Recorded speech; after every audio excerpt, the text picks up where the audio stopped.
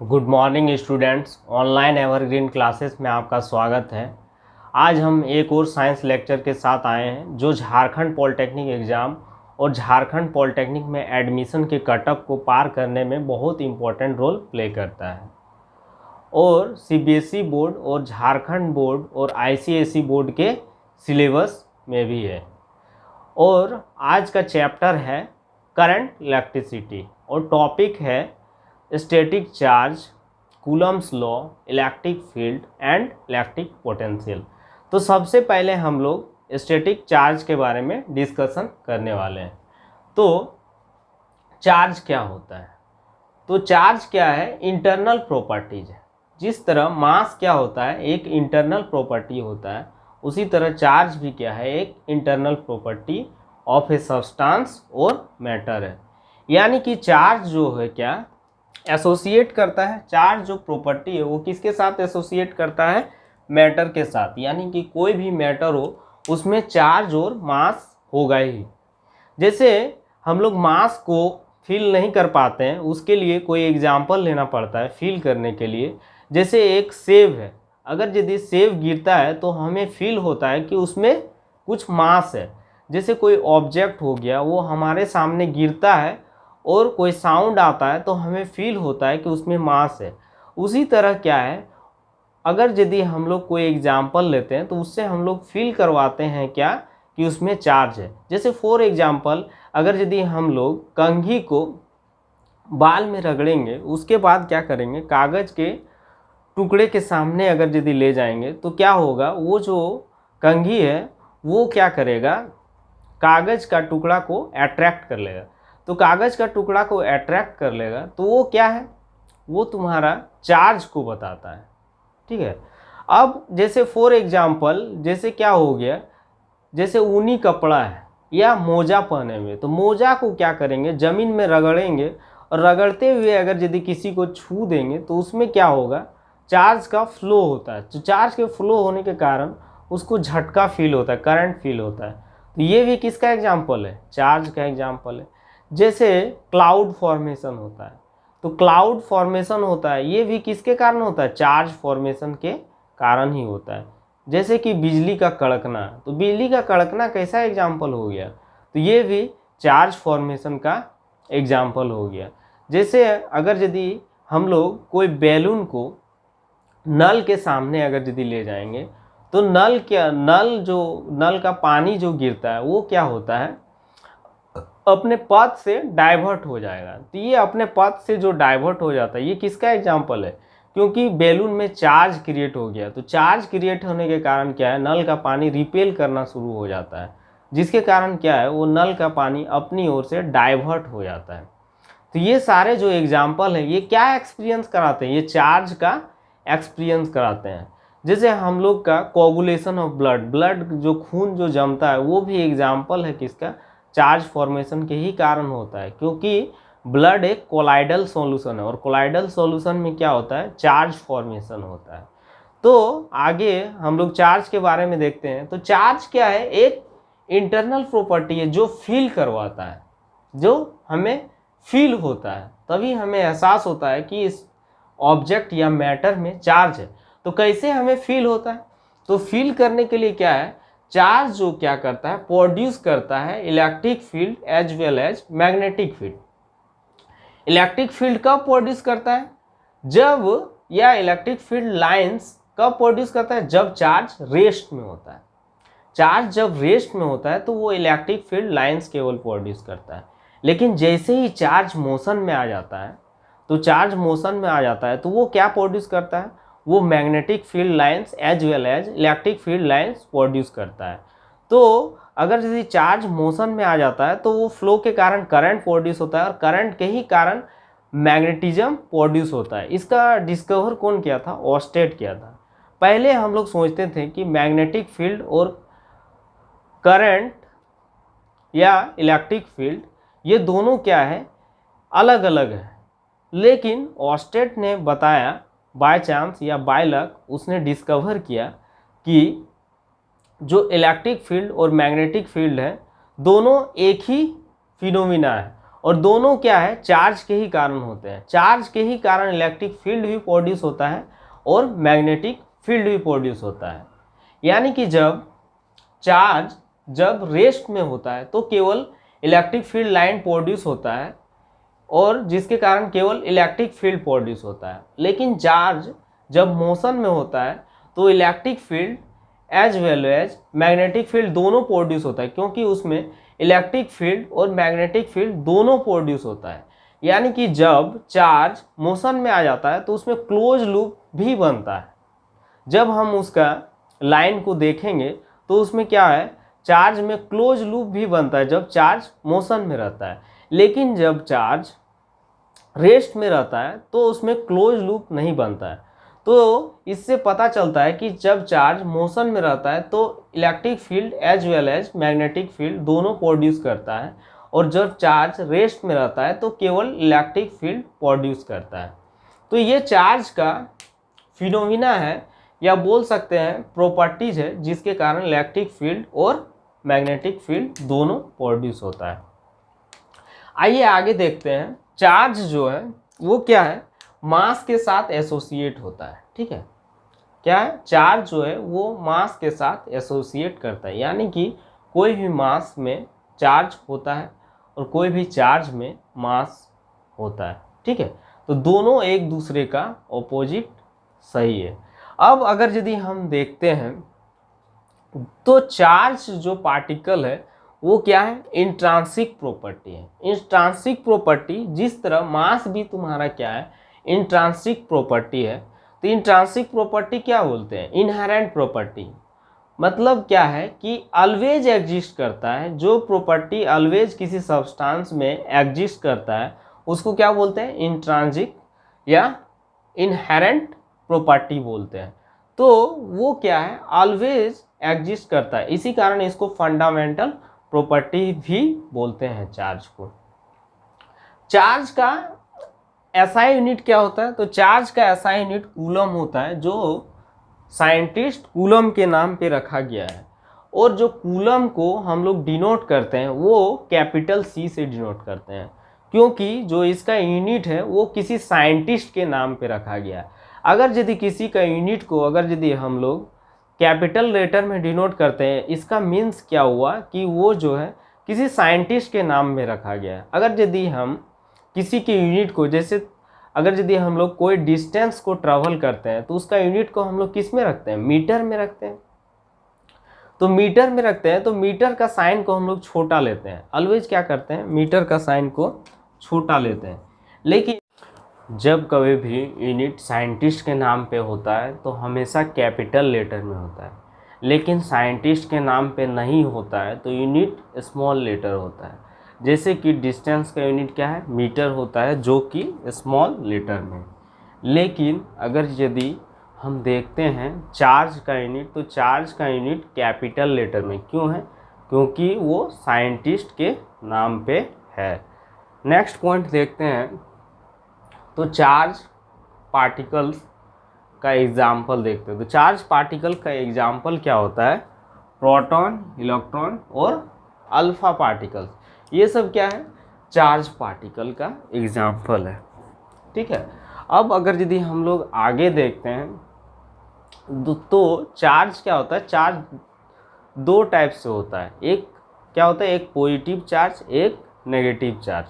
तो positive charge कब बनता है और नेगेटिव चार्ज कब बनता है, तो जब लॉस ऑफ इलेक्ट्रॉन होता है तो क्या होता है, पॉजिटिव चार्ज बनता है, और जब गेन ऑफ इलेक्ट्रॉन होता है तो नेगेटिव चार्ज बनता है। तो लॉस ऑफ इलेक्ट्रॉन कहाँ पे होता है, मेटल पे होता है। तो लॉस ऑफ इलेक्ट्रॉन होने के कारण क्या होता है, उसमें पॉजिटिव चार्ज क्रिएट हो जाता है, और गेन ऑफ इलेक्ट्रॉन होने के कारण उसमें नेगेटिव चार्ज क्रिएट हो जाता है। तो चार्ज दो टाइप से होता है, एक पॉजिटिव चार्ज होता है, एक नेगेटिव चार्ज होता है। और मेटल के कारण क्या हो जाता है, उसमें पॉजिटिव चार्ज जनरेट हो जाता है, और नॉन मेटल के कारण क्या होता है, उसमें नेगेटिव चार्ज जनरेट हो जाता है। अब अगर यदि हम लोग आगे बढ़ाते हैं तो क्या होता है, चार्ज ऑलवेज कंजर्व्ड रहता है, मतलब संरक्षित रहता है। तो इसका मीनिंग क्या हो गया कि जैसे एनर्जी जो होता है ऑलवेज कंजर्व्ड रहता है, उसको neither be created nor be destroyed, केवल एक फॉर्म से दूसरे फॉर्म में चेंज किया जाता है। उसी तरह चार्ज भी क्या होता है, ऑलवेज कंजर्व्ड रहता है और उसको केवल एक फॉर्म से दूसरे फॉर्म में चेंज किया जाता है। अब आगे देखते हैं, तो चार्ज का प्रॉपर्टी क्या होता है, वो जो होता है क्वांटाइजेशन होता है। क्या होता है? क्वांटाइजेशन। क्वांटाइजेशन ऑफ चार्ज का मीनिंग क्या होता है? क्वांटाइजेशन ऑफ चार्ज का मीनिंग होता है, तो इसको समझने के लिए सबसे पहले हम Q = NE जो ये फॉर्मूला है इसको देखते हैं। तो इसमें क्या है, Q जो है ये क्या है, चार्ज है, और NE, N क्या है, N नंबर ऑफ इलेक्ट्रॉन्स है, और E क्या है, इलेक्ट्रॉन्स है। जिसमें N जो है ऑलवेज क्या होता है, इंटीजर पार्टिकल्स होता है। क्या होता है? N जो ऑलवेज इंटीजर पार्टिकल्स, जैसे 1 2 3 4 5। तो N कभी भी फ्रैक्शनल वैल्यू नहीं हो सकता है, मतलब कि बट्टा में या तो दशमलव उसका वैल्यू नहीं हो सकता है। क्यों नहीं हो सकता है? क्योंकि इलेक्ट्रॉन जो है फंडामेंटल पार्टिकल्स है और उसको और छोटा रूप में तोड़ा नहीं जा सकता है। लेकिन अगर यदि हम हायर एजुकेशन में जाएं तो इलेक्ट्रॉन को तोड़ सकते हैं, तो उस समय क्या होता है, इलेक्ट्रॉन को हम लोग फ्रैक्शनल वैल्यू में लिख सकते हैं। लेकिन अभी फ़िलहाल क्या होता है, चार्ज क्वांटाइज होता है और हम लोग उसको इंटीजर n को किस वैल्यू में लिखते हैं, n को इंटीजर वैल्यू के रूप में लिखते हैं। अब अगर यदि हम एक कूलम में नंबर ऑफ इलेक्ट्रॉन्स निकालने के लिए जाएं, तो इसको हम इसी फॉर्मूला का यूज करके Q = NE, Q क्या, NE का यूज करके हम लोग निकाल सकते हैं कि एक कूलम में नंबर ऑफ इलेक्ट्रॉन्स कितना होता है। तो सबसे पहले हम लोग इलेक्ट्रॉन, प्रोटॉन और न्यूट्रॉन जो एटम का फंडामेंटल पार्टिकल्स होता है उसके बारे में जानते हैं। तो उसमें हम चार्ज और उसके मास के बारे में जानेंगे। तो चार्ज और मास दोनों क्या होता है, फंडामेंटल पार्टिकल्स या किसी भी सब्सटेंस में एग्जिस्ट करता है। तो तुम्हारा इलेक्ट्रॉन में चार्ज कितना होता है, 1.6 × 10⁻⁻19 कूलम होता है। तो और प्रोटॉन में कितना होता है, जस्ट उतना ही वैल्यू होता है, लेकिन साइन केवल ऑपोजिट हो जाता है। जैसे इलेक्ट्रॉन में नेगेटिव साइन होता है और प्रोटॉन में पॉजिटिव साइन होता है। तो प्रोटॉन में क्या वैल्यू होता है, पॉजिटिव में 1.6 × 10⁻⁻19 होता है, और इलेक्ट्रॉन में वैल्यू क्या होता है, -1.6 × 10⁻⁻19। और न्यूट्रॉन में जो पार्टिकल होता है उसमें चार्ज जो होता है 0 होता है, क्योंकि वो न्यूट्रलाइज फॉर्म में होता है। तो न्यूट्रॉन में चार्ज कितना होता है, 0 कूलम होता है। और इलेक्ट्रॉन, प्रोटॉन, न्यूट्रॉन का अगर यदि मास देखें तो इलेक्ट्रॉन का मास 9.1 × 10⁻⁻31 kg होता है, और न्यूट्रॉन का मान 1.6 × 10⁻27 kg होता है। और तुम्हारा न्यूट्रॉन का मान कितना होता है, 1.6 × 10⁻⁻27 kg होता है। तो प्रोटॉन और न्यूट्रॉन का मास लगभग बराबर होता है, लेकिन पॉइंट के बाद न्यूट्रॉन का मास ज़्यादा हो जाता है। तो न्यूट्रॉन का मास ज़्यादा हो जाने के कारण फंडामेंटल पार्टिकल में सबसे हैवीएस्ट पार्टिकल कौन है, सबसे भारी पार्टिकल्स जो है वो कौन है, न्यूट्रॉन है। न्यूट्रॉन सबसे हैवीएस्ट पार्टिकल है। तो इलेक्ट्रॉन, प्रोटॉन, न्यूट्रॉन में सबसे हैवीएस्ट पार्टिकल कौन है, तो न्यूट्रॉन है। तो ये सब जो क्वेश्चन है तुम्हारा पॉलिटेक्निक एग्ज़ाम में बहुत इम्पोर्टेंट है। ये जो ऑब्जेक्टिव टाइप क्वेश्चन जो देख रहे हैं आप, इलेक्ट्रॉन, प्रोटॉन, न्यूट्रॉन, ये सब जो फंडामेंटल पार्टिकल है उसका चार्ज वैल्यू और उसका मास, ये पॉलिटेक्निक एग्ज़ाम में आते हैं ये सब क्वेश्चन। तो आप इसको देख सकते हैं और इसको इम्पोर्टेंट टॉपिक में रख सकते हैं। अब अगर यदि हम आगे बढ़ाएं तो यहाँ से हम लोग क्या करते हैं, Q = NE। तो एक कूलम चार्ज मतलब एक इलेक्ट्रॉन का कितना चार्ज होता है वो हमको पता चल गया। कितना होता है 1.6 इंटू 10⁻⁹ कूलम।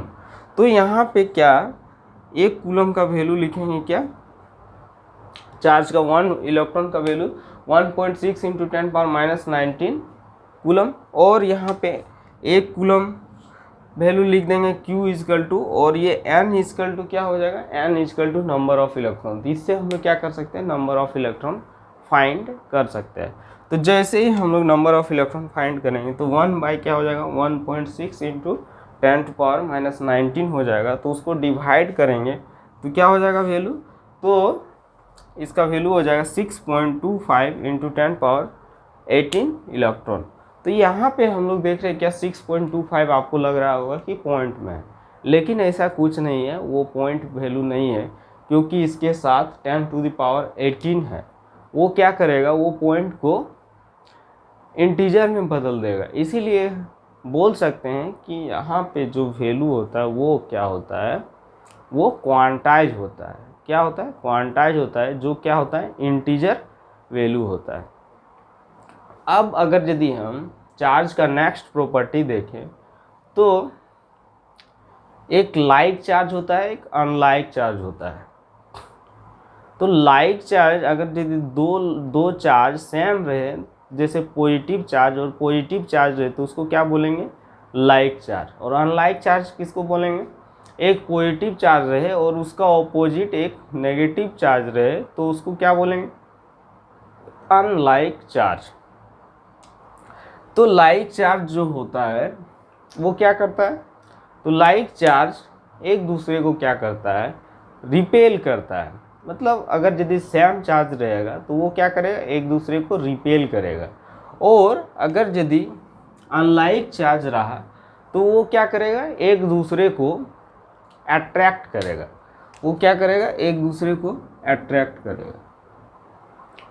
तो चार्ज का प्रॉपर्टी है क्या है कि अगर यदि सेम चार्ज पॉजिटिव चार्ज रहेगा तो वो एक दूसरे को क्या करेगा, रिपेल करेगा। और एक पॉजिटिव और एक नेगेटिव चार्ज रहेगा तो वो एक दूसरे को क्या करेगा, अट्रैक्ट करेगा। अब अगर यदि हम चार्ज को डिटेक्ट करना चाहते हैं कि किसी सब्सटेंस में चार्ज है, तो उसको पता कैसे करेंगे, तो उसको पता करने के लिए जो इंस्ट्रूमेंट होता है उसको क्या बोलते हैं, गोल्ड लीफ इलेक्ट्रोस्कोप। क्या बोलते हैं, गोल्ड लीफ इलेक्ट्रोस्कोप। तो गोल्ड लीफ इलेक्ट्रोस्कोप से हम लोग चार्ज पार्टिकल को डिटेक्ट करते हैं। अब अगर यदि किसी न्यूक्लियस के चार्ज को दिखाना रहेगा तो उसको हम लोग एटॉमिक नंबर से दिखाते हैं। उसमें न्यूक्लियस में केवल प्रोटॉन होता है, तो प्रोटॉन होता है इसलिए पॉजिटिव साइन लेते हैं, और उसके न्यूक्लियस को चार्ज को उसके प्रोटॉनों की संख्या यानी कि एटॉमिक नंबर से हम लोग दिखाते हैं। तो यहाँ न्यूक्लियस के चार्ज को दिखाने के लिए क्या होगा, positive sign plus positive sign Ze, और Z क्या है, यहाँ पे एटॉमिक नंबर है। Z क्या है, एटॉमिक नंबर है। और चार्ज पार्टिकल जो होता है वो क्या होता है, वेलोसिटी से इंडिपेंडेंट होता है। मतलब कि चाल से इंडिपेंडेंट होता है। और जो मास है वो क्या होता है, वेलोसिटी के डिपेंडेंट होता है। जैसे ही हम लोग क्या करते हैं, वेलोसिटी को बढ़ाते हैं तो क्या होता है, उसका मास इंक्रीज करता है। लेकिन अगर यदि हम वेलोसिटी को लाइट के स्पीड में भी ले जाएं या उससे ज़्यादा ले जाएं तो उसके चार्ज में कोई इफेक्ट नहीं पड़ता, लेकिन मास में इफेक्ट पड़ता है। तो हम बोल सकते हैं कि चार्ज पार्टिकल जो होता है वो क्या है, वो वेलोसिटी के इंडिपेंडेंट है, मतलब उस पर डिपेंड नहीं करता है। अब अगर यदि चार्ज पार्टिकल को देखें तो चार्ज पार्टिकल को हम लोग दो तरीके से डिनोट कर सकते हैं, एक पॉइंट चार्ज, एक सोर्स चार्ज। तो पॉइंट चार्ज किसको बोलेंगे, तो कोई एक फाइनाइट बॉडी होगा। तो फाइनाइट बॉडी किसको बोलते हैं, एक फिक्स रीजन रहना चाहिए।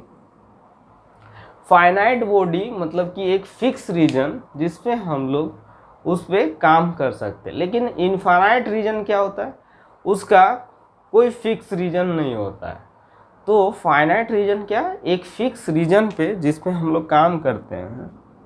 और अगर यदि वो फाइनाइट बॉडी हम लोग से बहुत दूर रहे, सो फार रहे, तो उसको like as a point consider करेंगे। तो उसको क्या बोलेंगे, पॉइंट चार्ज। उसको क्या बोलेंगे, पॉइंट चार्ज। लेकिन वो क्या होना चाहिए, वो होना चाहिए सो फार, और वो क्या होना चाहिए, फाइनाइट बॉडी होना चाहिए। और अगर यदि फाइनाइट बॉडी हमारे बहुत सामने रहेगा, सो क्लोजर रहेगा, तो उसको क्या लाइक एज एक सरफेस कंसीडर करेंगे। क्या करेंगे, सरफेस कंसीडर करेंगे। तो हम लोग दो तरीका से, एक तुम्हारा क्या होता है पॉइंट चार्ज और एक सरफेस चार्ज के रूप में हम लोग चार्ज को नोटिफाई करते हैं। अब आगे बढ़ते हैं तो हम लोग मेथड ऑफ चार्जिंग के बारे में जानेंगे। चार्जिंग के क्या क्या मेथड होते हैं। तो चार्जिंग के बहुत सारे मेथड होते हैं। तो हम लोग 3 मेथड के बारे में जनरली पढ़ेंगे। एक क्या होता है, एक फ्रिक्शन होता है, एक कंडक्शन होता है और एक इंडक्शन होता है। क्या होता है, एक फ्रिक्शन होता है, एक कंडक्शन होता है, एक इंडक्शन होता है। तो फ्रिक्शन किसके कारण होता है, फ्रिक्शन जो हम लोग उससे चार्ज डेवलप करते हैं, तो उसमें हम लोग रबिंग प्रोसेस करते हैं। और उसमें क्या होता है, ट्रांसफ़र ऑफ इलेक्ट्रॉन होता है। क्या होता है, ट्रांसफ़र ऑफ इलेक्ट्रॉन होता है। रबिंग करने के कारण क्या होता है, उसमें ट्रांसफ़र ऑफ इलेक्ट्रॉन होता है। और उसी कारण हम लोग किसी सब्सटेंस में चार्ज को एडजस्ट कर पाते हैं। अब अगर यदि कंडक्शन के बारे में बात करेंगे, तो कंडक्शन क्या होता है, तो कंडक्शन में हम लोग कोई चार्ज बॉडी को एक न्यूट्रल बॉडी के सामने ले जाते हैं। तो क्या होता है कि उसके पोटेंशियल डिफरेंस के कारण, जैसे कि यहाँ पे ये क्या है, पॉजिटिव चार्ज है। अब हम उसको क्या किए, एक न्यूट्रल बॉडी के सामने ले गए। तो न्यूट्रल बॉडी में पॉजिटिव और नेगेटिव चार्ज अलग अलग तरीक़ा से डिस्ट्रीब्यूट होता है, तो सही पैटर्न में नहीं होता है। तो अब क्या होगा, और लेकिन यहाँ पे जो पॉजिटिव चार्ज है उसमें पोटेंशियल डिफरेंस कुछ होता है, लेकिन यहाँ पे जो न्यूट्रल बॉडी है उसमें पोटेंशियल डिफरेंस क्या होता है, 0 होता है। तो इसमें कुछ पोटेंशियल डिफरेंस होगा, लेकिन यहाँ पे क्या होगा, पॉजिटिव चार्ज में पोटेंशियल डिफरेंस कुछ नहीं होगा, 0 होगा। तो जिसके कारण क्या होगा, उसमें पोटेंशियल डिफरेंस क्रिएट हो जाएगा और चार्ज का फ्लो होने लगेगा। तो चार्ज का फ्लो होने के कारण उसमें क्या होगा, चार्ज डेवलप कर जाएगा। और चार्ज डेवलप करने के इस प्रोसेस को क्या बोलते हैं, कंडक्शन बोलते हैं। तो पोटेंशियल डिफरेंस के कारण किसी बॉडी में चार्ज डेवलप होता है, तो उसको क्या बोलेंगे, कंडक्शन बोलेंगे। अब आते हैं इंडक्शन। तो इंडक्शन होता क्या है, तो इंडक्शन में क्या होता है कि इसमें सेपरेशन ऑफ चार्ज होता है। कैसे इसमें सेपरेशन ऑफ चार्ज होता है कि किसी न्यूट्रल बॉडी में जो चार्ज होता है, जैसे ही हम लोग क्या करते हैं, पॉजिटिव चार्ज बॉडी को अगर यदि किसी न्यूट्रल बॉडी के साथ या सामने ले जाते हैं, तो क्या होता है, उसमें जो पॉजिटिव चार्ज और नेगेटिव चार्ज है, पॉजिटिव चार्ज और नेगेटिव चार्ज, अब ये पॉजिटिव चार्ज क्या करेगा, नेगेटिव चार्ज को अपनी ओर अट्रैक्ट करेगा। क्या करेगा, पॉजिटिव चार्ज नेगेटिव चार्ज को अपनी ओर अट्रैक्ट करेगा। तो अपनी ओर अट्रैक्ट करने के कारण क्या होगा, नेगेटिव चार्ज सामने की ओर आ जाएगा, और जो सेम चार्ज है, जो लाइक चार्ज है, वो क्या करेगा, रिपेल करेगा, तो वो दूर भागेगा। जिसके कारण पॉजिटिव चार्ज और नेगेटिव चार्ज का एक सेपरेशन बाउंड्री क्रिएट हो जाएगा। अब हम लोग क्या करेंगे, अगर यदि उस इंसुलेटर को अर्थिंग कर देंगे, तो क्या होगा, उसमें जो रिपेल चार्ज है वो क्या होगा, वो उससे हट जाएगा और उसमें क्या हो जाएगा, चार्ज पार्टिकल क्या है, उसके ऑपोजिट में चार्ज उसमें क्रिएट हो जाएगा। तो हम बोल सकते हैं इंडक्शन मेथड में क्या होता है, अगर यदि हम लोग पॉजिटिव चार्ज को लेके जाते हैं तो उस बॉडी में हम लोग नेगेटिव चार्ज को डेवलप कर सकते हैं, और अगर यदि हम नेगेटिव चार्ज को लेके जाते हैं तो उस बॉडी में हम लोग क्या कर सकते हैं, पॉजिटिव चार्ज को डेवलप कर सकते हैं। तो बोल सकते हैं कि इसमें ऑपोजिट चार्ज डेवलप होता है, पॉजिटिव है तो नेगेटिव चार्ज डेवलप होगा, नेगेटिव है तो पॉजिटिव चार्ज डेवलप होगा। और इंडक्शन का और एक खासियत क्या है कि इसमें लॉस ऑफ चार्जिंग नहीं होता है। इसमें जो चार्ज करते हैं तो इसमें चार्ज का कोई लॉस नहीं होता है, लेकिन बाकी दो जो प्रोसेस है उसमें ट्रांसफ़र ऑफ इलेक्ट्रॉन यानी कि ट्रांसफ़र ऑफ चार्ज यानी कि चार्ज का फ्लो होता है, जिसके कारण बॉडी चार्ज होता है, तो उसमें चार्ज का लॉस होता है। तो यहाँ पे देखते हैं तो ये तीन मेथड जो है जिसमें हम देखते हैं कि इंडक्शन मेथड में लॉस ऑफ चार्ज नहीं होता है, लेकिन बाकी मेथड में लॉस ऑफ चार्ज होता है। अब हम लोग फ्रिक्शन मेथड से चार्ज का अगर यदि एग्जाम्पल देखते हैं तो क्या है, यहाँ पे फ्रिक्शन मेथड में दो चार्ज प्रोड्यूस होता है, एक पॉजिटिव चार्ज प्रोड्यूस होता है, एक नेगेटिव चार्ज प्रोड्यूस होता है। तो फ्रिक्शन मेथड जो होता है इसमें हम लोग क्या करते हैं, रबिंग करते हैं। तो इस रबिंग के कारण एक में पॉजिटिव चार्ज क्रिएट होता है और एक में नेगेटिव चार्ज क्रिएट होता है। और उसका एग्जाम्पल हम लोग देखते हैं तो एक ग्लास रड और जब सिल्क क्लॉथ, ग्लास रड मतलब कि कांच का एक रड लेते हैं और सिल्क क्लॉथ तो रेशम का एक कपड़ा के साथ रगड़ते हैं, तो ग्लास रड में क्या हो जाता है, ग्लास रड में पॉजिटिव चार्ज क्रिएट हो जाता है और सिल्क क्लॉथ में क्या होता है, नेगेटिव चार्ज क्रिएट हो जाता है। उसी तरह एक हम देखते हैं वुलन क्लॉथ मतलब कि जैसे स्वेटर हो गया, तो ये क्या ऊनी कपड़ा है। तो ऊनी कपड़ा को एबोनॉइड जो इंसुलेटर है, जिसका हम लोग बताए थे जब हम लोग इंसुलेटर का जिक्र कर रहे थे तो बताए थे एबोनेट का यूज लेड स्टोरेज बैटरी में होता है, उसके साथ अगर यदि रगड़ते हैं तो क्या होता है, वुलन क्लॉथ यानी कि ऊनी कपड़ा में क्या होता है, उसमें पॉजिटिव चार्ज क्रिएट हो जाता है और एबोनॉइड में क्या होता है, नेगेटिव चार्ज क्रिएट हो जाता है। और अगर यदि हम कंघी के साथ ये चीज़ करते हैं तो कंघी, और अगर यदि सूखा बाल रहे तो सूखा बाल में कंघी को रगड़ते हैं तो क्या होता है, जो कंघी है यानी कि कॉम्ब में नेगेटिव चार्ज क्रिएट हो जाता है और ड्राई हेयर है उसमें पॉजिटिव चार्ज क्रिएट हो जाता है। तो इसी तरह के बहुत सारे एग्जाम्पल हैं जो बाय फ्रिक्शन मेथड हम लोग क्या कर सकते हैं, चार्ज को क्रिएट कर सकते हैं और हम लोग चार्ज का एक्सपीरियंस कर सकते हैं। तो हमारे इन्वायरमेंट में चार्ज का एक्सपीरियंस हम लोग बाय फ्रिक्शन मेथड से बहुत इजी वे में कर सकते हैं और पता कर सकते हैं कि किसी भी पार्टिकल्स या मैटर में चार्ज रहता है, हमेशा एग्जिस्ट करता है। जिस तरह किसी बॉडी में मास एग्जिस्ट करता है उसी तरह किसी बॉडी में चार्ज एग्जिस्ट करता है। तो आज हमने चार्ज के बारे में और चार्ज के प्रॉपर्टीज़ के बारे में और चार्जिंग करने के मेथड के बारे में पढ़ा।